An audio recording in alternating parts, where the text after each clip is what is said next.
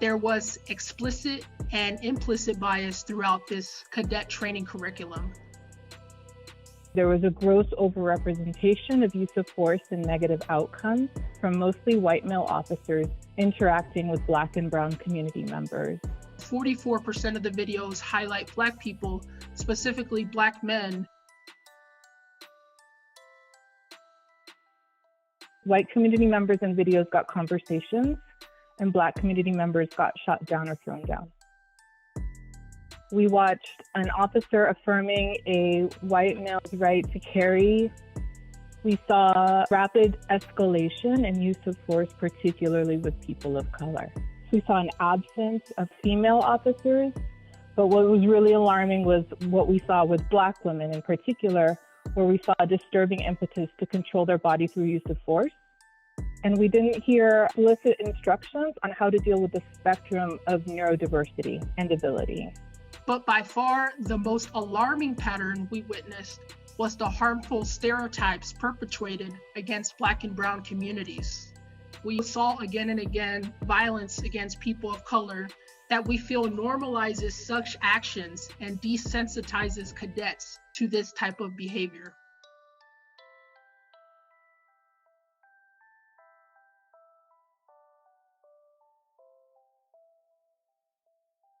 It also doesn't really matter what the videos are if the trainers afterwards are telling them something completely different, right? Like if you start out the video going, yeah, this is what they say that we're supposed to do, so I'm gonna show you this video, and then you show the video, and then afterwards you're like, we're just gonna laugh at whatever was demonstrated, and we're gonna make fun of that, or we're gonna belittle that. It doesn't matter what the videos are.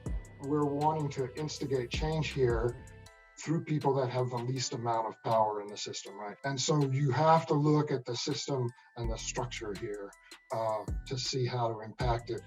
I'm an educator. I think education matters, but you can't try to fix everything through the education.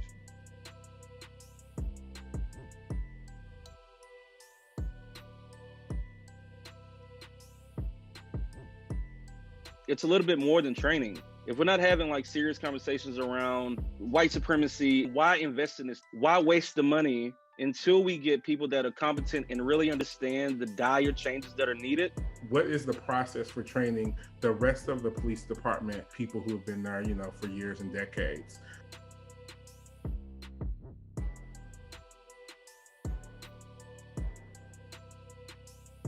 We have publicly said that we won't move forward and recommend an academy if we're not ready for one.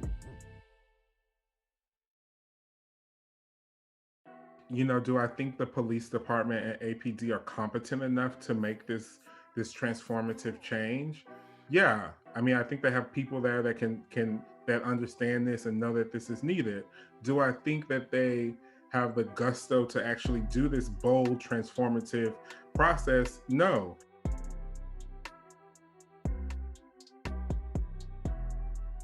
In the violence prevention report, we were told that our police department has the highest killing per capita of residents than any other municipal police department in the state. So how is that actually addressed and fixed before an academy? You could have the most perfect training, and my concern is not the cadets, it's the environment that they're walking into and whether that environment is going to teach them different than their training.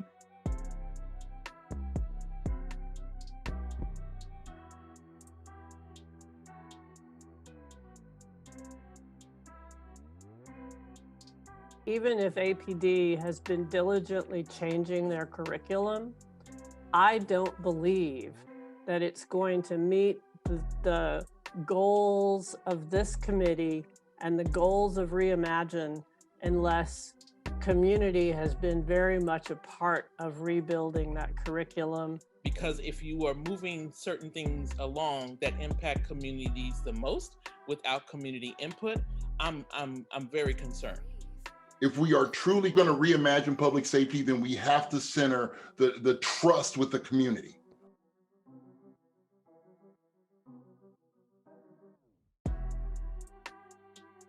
There should be no more cadet classes unless this could be completely revamped. We actively reject any move to continue with cadet classes.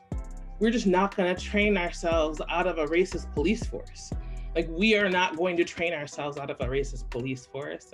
And if we don't have accountability for the trainings, it doesn't matter how good the videos are. It doesn't matter how good our recommendations are. If we don't have accountability for them, training without accountability is meaningless.